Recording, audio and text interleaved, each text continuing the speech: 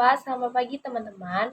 Baiklah, pada kesempatan kali ini saya akan menjelaskan tentang asuhan keperawatan pada pasien sindrom koroner akut atau bisa disebut dengan SKA. Sindrom koroner akut adalah suatu nekrosis iskemik yang disebabkan oleh terjadinya penyempitan pada arteri koroner, sehingga hal ini dapat menyebabkan terjadinya okulasi pada trombus, kejang, dan terjadinya perdarahan.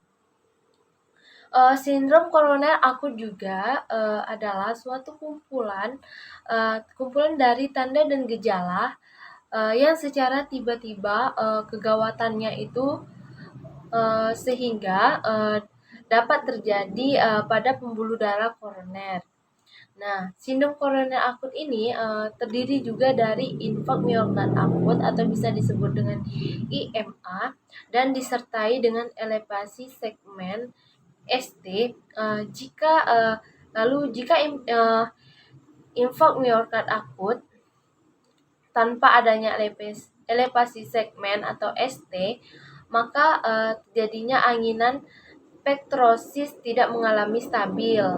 Nah, lalu adapun penyebab dari sindrom koroner akut, di mana penyebab sindrom koroner akut ini yang pertama itu terjadinya penurunan aliran darah, di mana penurunan aliran darah ini terjadi yang disebabkan karena adanya penyempitan pada arteri koroner yang diakibatkan karena adanya penebalan endapan lemak atau bisa disebut dengan plak pada dinding pembuluh darah.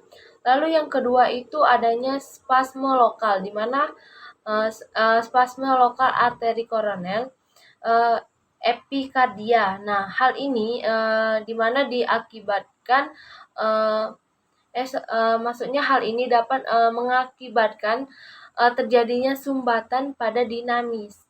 Lalu selanjutnya itu ada katup jantung yang abnormal. Lalu ada infeksi bakteri, dan yang terakhir itu anemia, hipotensi, dan takikardi. Lalu selain penyebab pun, ada pun faktor resiko yang terjadi pada sindrom koroner akut. Yang pertama itu adanya peningkatan tekanan darah, peningkatan pada kolesterol darah, lalu merokok, lalu diabetes mellitus, kurang olahraga, dan stres.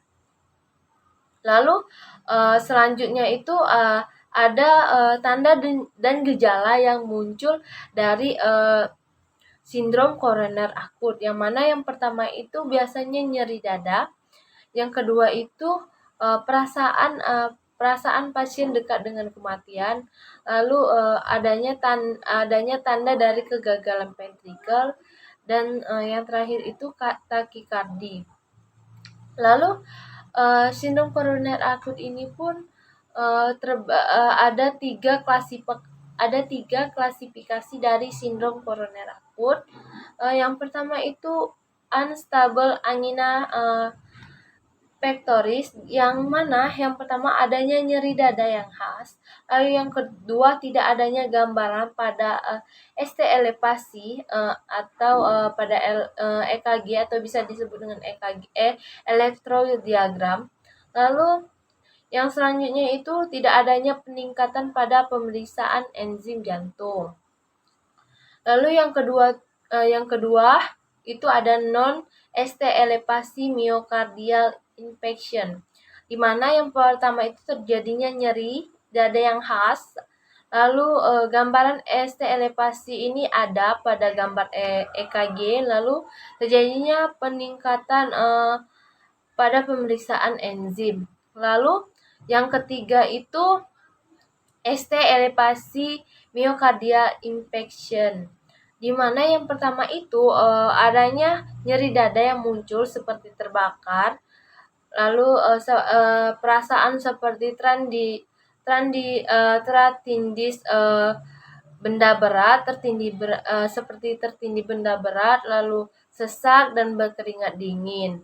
Lalu di sini ada pun asuhan keperawatan yang terjadi asuhan keperawatan yang diberikan pada pasien sindrom koroner. Yang mana yang pertama itu ada pengkajian, di mana pengkajian ini yang pertama identitas pasien. Pada identitas pasien ini, lakukan pengkajian pada riwayat pasien seperti riwayat sekarang, riwayat sebelum sakit, lalu riwayat keluarga.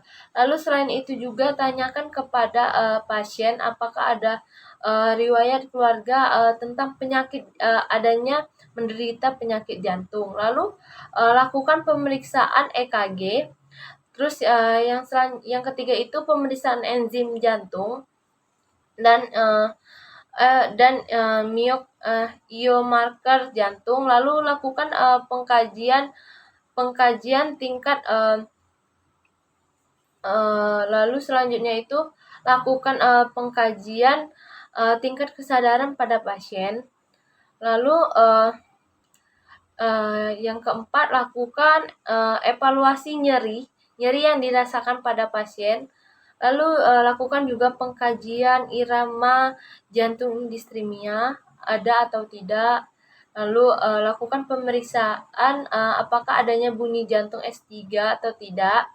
Lalu pemeriksaan tekanan darah, terus pemeriksaan frekuensi irama volume pada nadi perifer. Lalu selain itu juga, selain sudah kita melakukan pengkajian, kita sudah mendapatkan data DS dan DO, lalu kita bisa menegakkan diagnosa keperawatan. Yang mana diagnosa keperawatan ini ada 5.